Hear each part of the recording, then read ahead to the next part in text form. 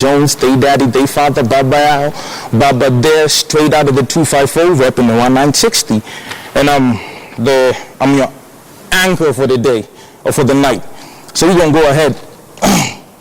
We have 6 police officers attached to the traffic department have been charged with receiving a bribe over $36,000 from the various public service vehicle drivers in Murang'a and Nairobi counties. Here is Akisa Wandera with more details. Okay.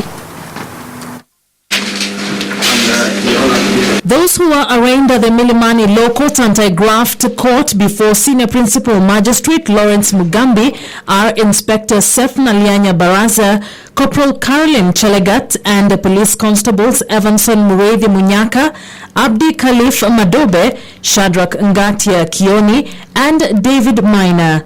An act of victimization.